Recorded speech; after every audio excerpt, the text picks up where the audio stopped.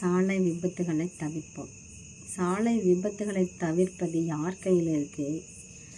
எல்லாமே நம்ம கையில் தான் இருக்குது. எதுவுமே நம்மளை மீறி நடக்காது.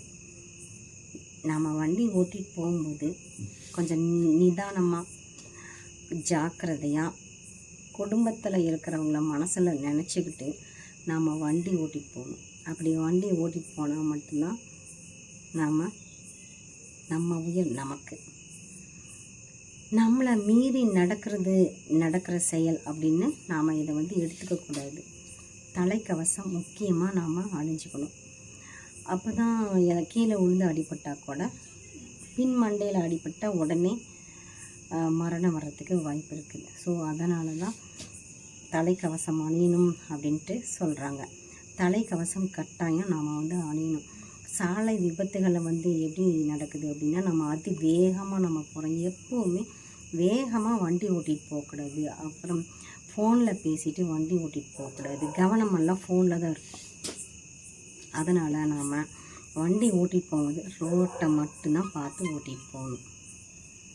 கவனமாக இருக்கணும், வேகமாக இருக்கக்கூடாது, நிதானம் தேவை. வண்டி காரு ஓட்டிகிட்டு போகிறவங்க எல்லாருக்குமே நிதானம் தேவை.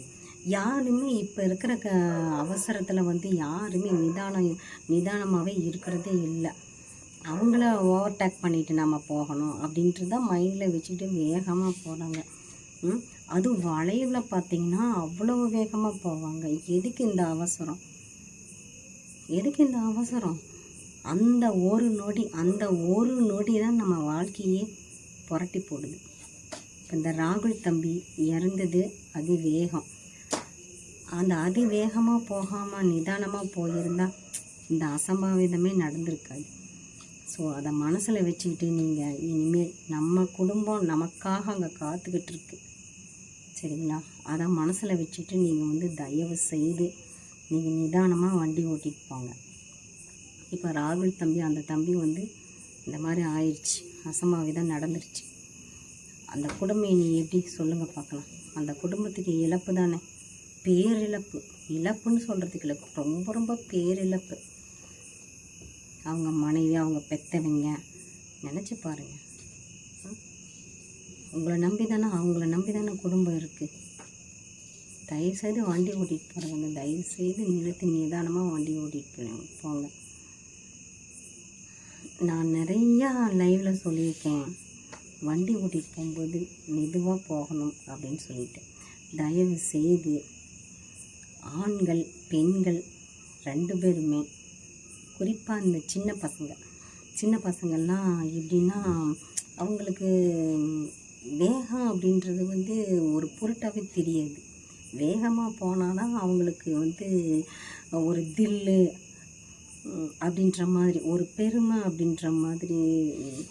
வேகமாக போனால் தான் நம்ம வண்டி ஓட்டுறோம் அப்படின்ற என்ன சொல்கிறது, நம்மளை பெருமையாக பேசுவாங்க. அதெல்லாம் கிடையாது, அந்த மாதிரிலாம் இருக்கக்கூடாது. இது நான் சொல்கிற கருத்து எப்படின்னா, பொதுவாக எல்லாத்துக்கும் நான் சொல்கிறேன்.